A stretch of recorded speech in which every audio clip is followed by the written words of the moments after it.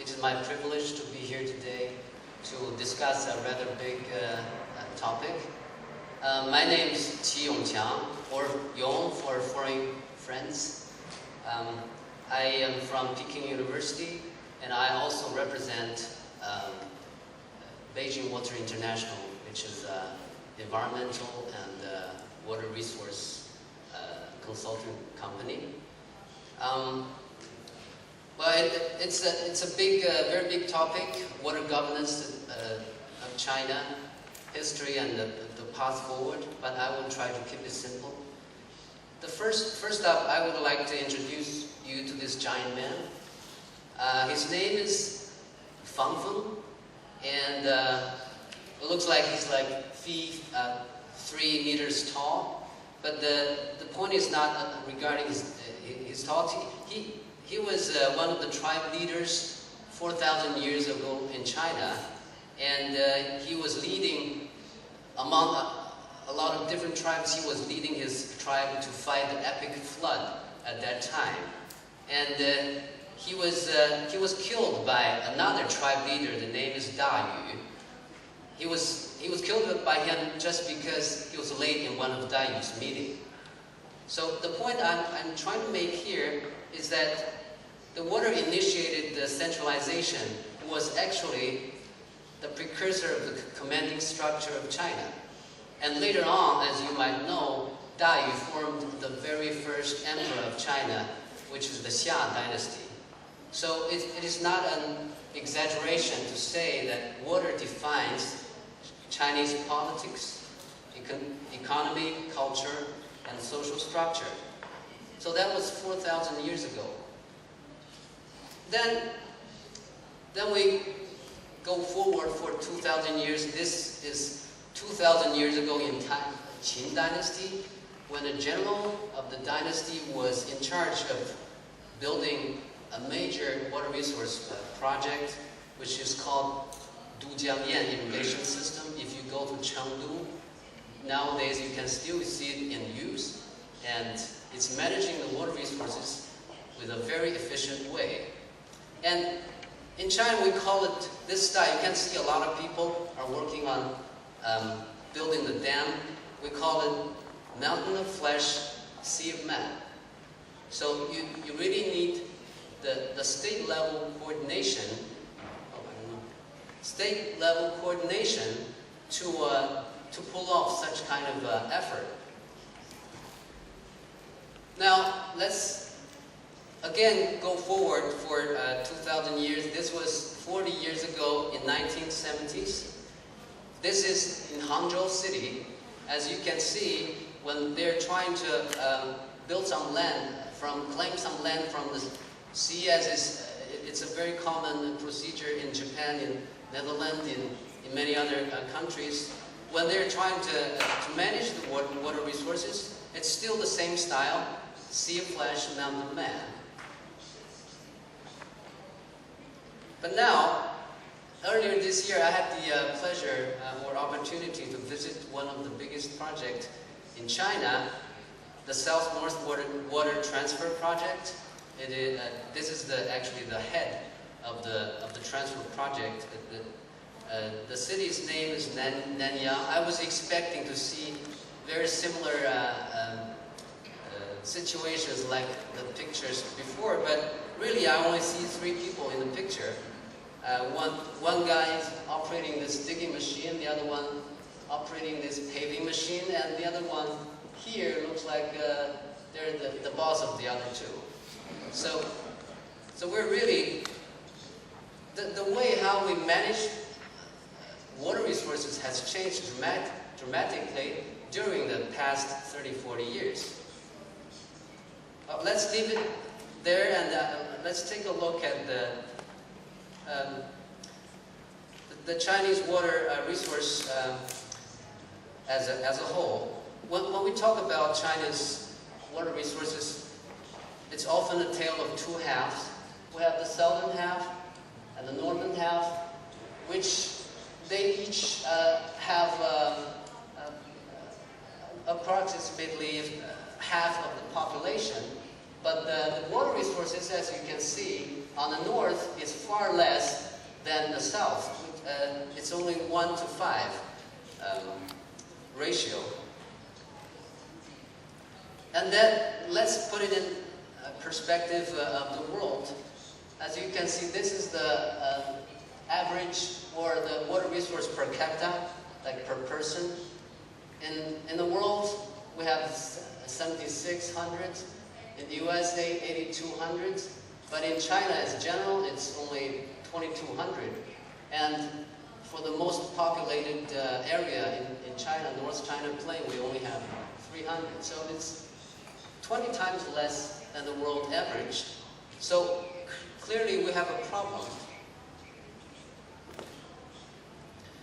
When people travel in the North China, you always see such sites where you have magnificent bridges going miles and miles long, but you don't see any water.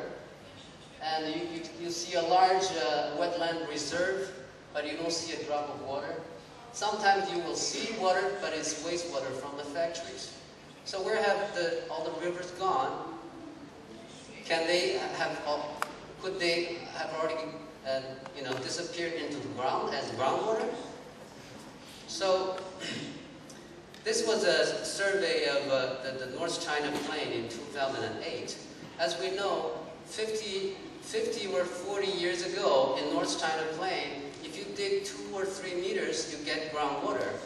And if you dig it deep enough to reach the deeper aquifer, it is artesian, which means the water will flow out automatically. But now, in 2008, we have very large water cones of depressions. For the shallow aquifer, we see up to 60 meters deep, which means you will dig a very deep hole to get water. And for people with drilling experiences, that's quite deep to get some water. And for the deeper aquifer, the cones of depression could get to over 100 meters. And nonetheless, the groundwater quality is becoming problematic also very quickly. During that sampling event, 58% of the over 200 samples falls under category 4 and 5, which is, well, we know the category up to category 3, that's safe, but 4 and 5 are not safe. Okay, and also, as we take out the groundwater from the matrix, we will see land subsidence problems, which causes a lot of economic damage. According to a projection done by an international organization, by the year of 2030, China's water deficit will go 25% deficit. That means the water scarcity will reach a large level, and we're not. I don't know why this is. We're not alone. India would run at a 50% deficit. Now, how do we manage the situation? We have come across several different phases, starting from the liberation of China.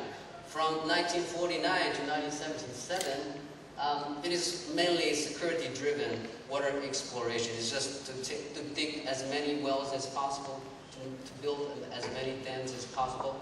And overall, the engineering and management qualities of these facilities were low due to, well, there has, as you may already know, there is an unrealistic, optimistic political atmosphere back then, which we called it left. And starting from 1978, which is the end of the Cultural Revolution, up to 1987, there was a major budget cut regarding the water resources, induced by the policy rebound. People were rethinking about the aggressive measures before. But at the same time, we're cutting down the water budgets, but we're increasing the GDP rapidly. So that creates a lot of problems, and that was actually the start of the 1988 water law.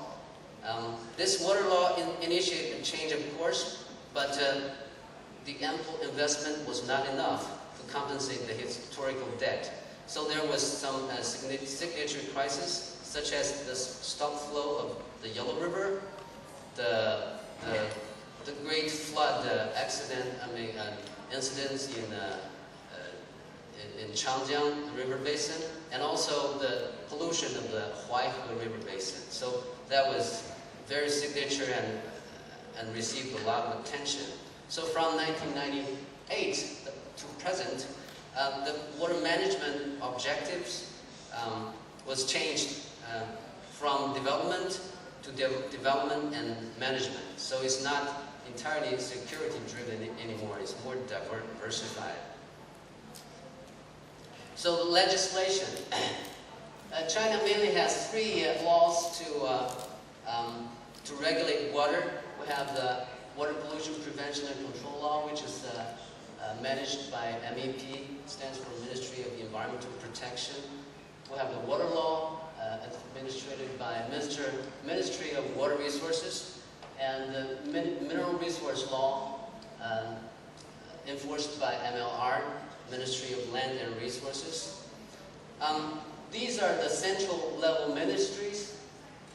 They regulate the local level, the provincial level, the municipality levels, and county levels subordinates. But as you can see, these lines are dotted, which means they don't get to decide the personnel or the financing of these organizations. On the other hand, these local level officials how much money they get or who would be the leader. So that creates a big problem for the management, for the water administration. So China developed a top-down approach where the MEP or MWR or MLR would have national level initiatives. They will have big projects. These projects will flow down to these local levels, so to exert some level of control over these organizations. But still, that is, I believe, the major administrative obstacles that we have to face regarding the water governance. To illustrate this point further, let's take a look at, well, that's my understanding. It might not be, it's not official or anything, but we have a binary structure of many Western democracies. And in these countries, there's national interest and there's capital interest. Obviously, the water resource would fall under the national interest, and that the capital, the national interest would use the capital interest, but at the same time would have to restrict, because capital only wants growth. But they would have their own objectives too, to invest, control, or overdraft. I think we have seen this kind of overdraft in the past 10 years many times. But this rivalry is important in China too, but that's not the dominating rivalry in China. In China, to my understanding, is the conflict between the national interest and the sectional interest. By sectional, I mean localized or sectional or a department interest. So the responsibility of deciding personnel and finance power is deviated from the executing responsibilities. The market is also very important. As we know, the water in most societies is heavily subsidized, and China is no exception. And And the problem is there has no successful precedent where where the water market is adopted to manage water in a large developing country like China. So we have to find our ways. So theoretically, water price structure should aim at 3 goals. First, to improving services. Second, to guide toward a water-saving society. And third, optimizing water allocation between different purposes. For the first 2 points, raising the water price would be sufficient. But to optimize water allocation between purposes, that requires a lot of detailed market-driven factors. We're still not at that stage yet. That's all I can say. The foreign capital was first introduced to Chinese water market in 1992, and there was very heavy restrictions because it's about national security. In 2002, after China joined the World Trade Organization, many of the initial restrictions were lifted.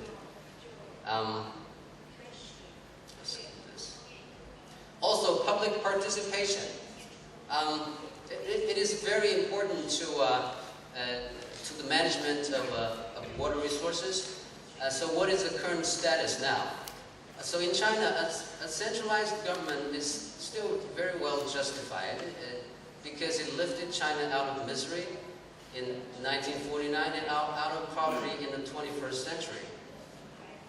And more relevant than ever, the fast-spinning global capitalism system as they started to approach the energy and resource boundaries of the earth.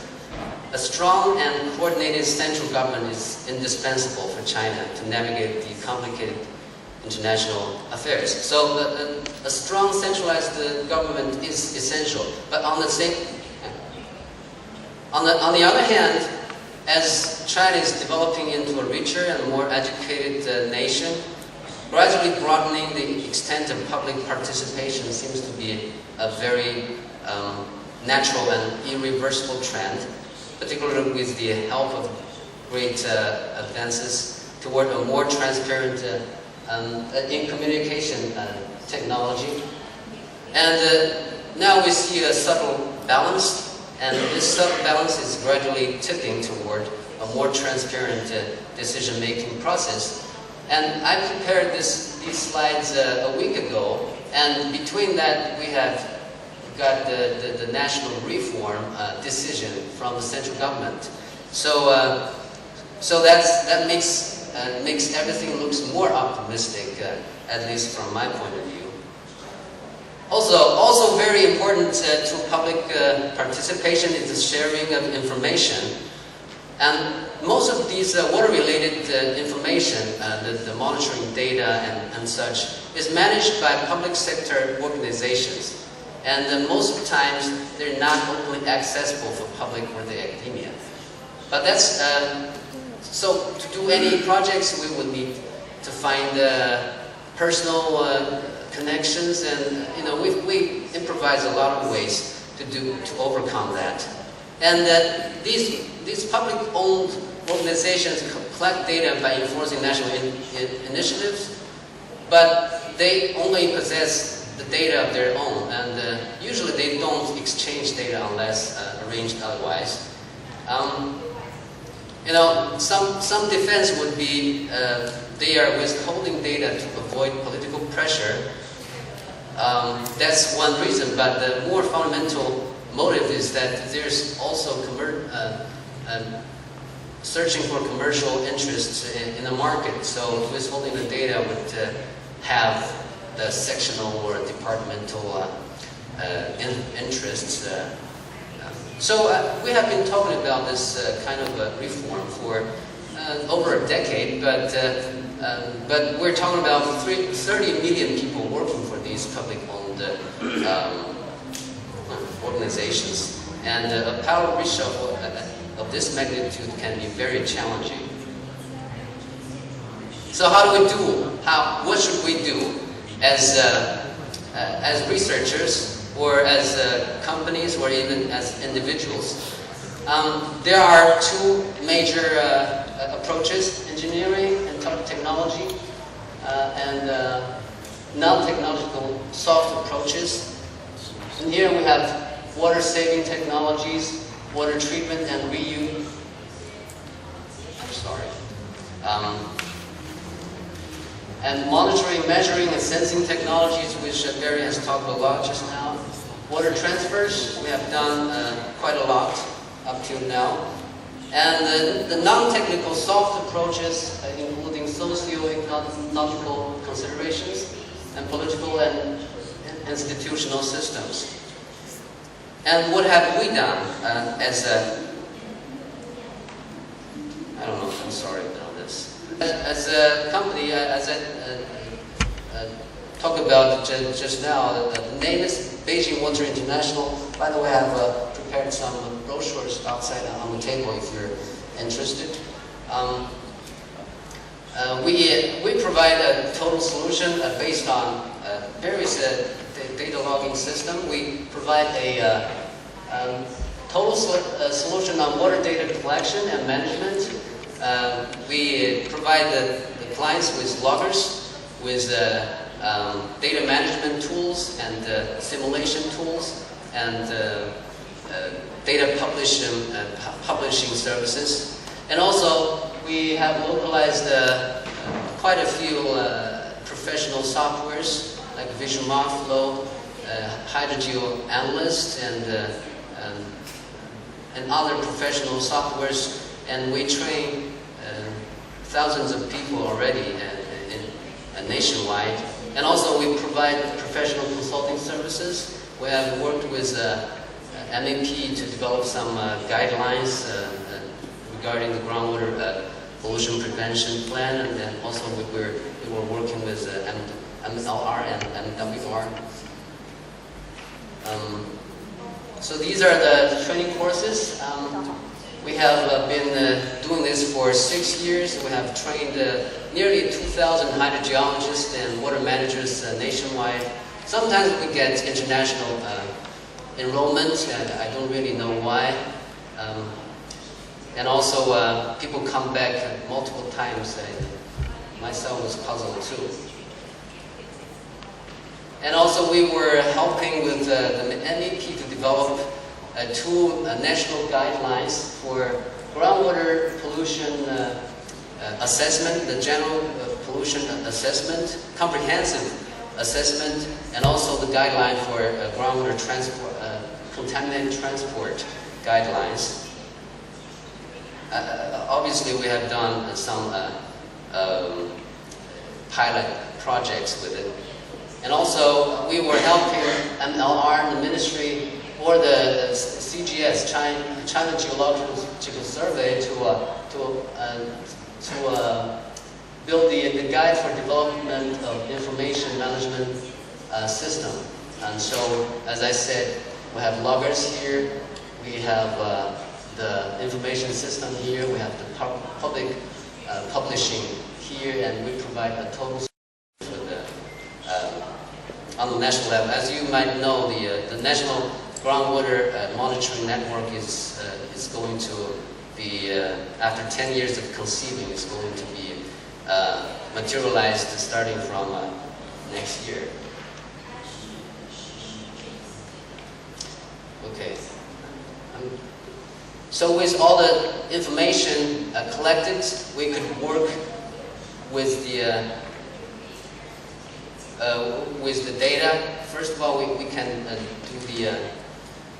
the data model, which we put all the data together, help us to analyze the system. Oh, okay, it's working. I don't know whether you can see there are rivers in this basin. There are different geology, different parameters. We can put everything together, and working with the data model that help us to conceptualize the system. And we can, going a little further, we can work with the numerical models to predict what's going to happen 10, 15, or even 50 years later on. But again, that has to be based on very good data This is actually one of the landfill sites in Beijing. I'm not supposed to tell the name, but we have done some work over there.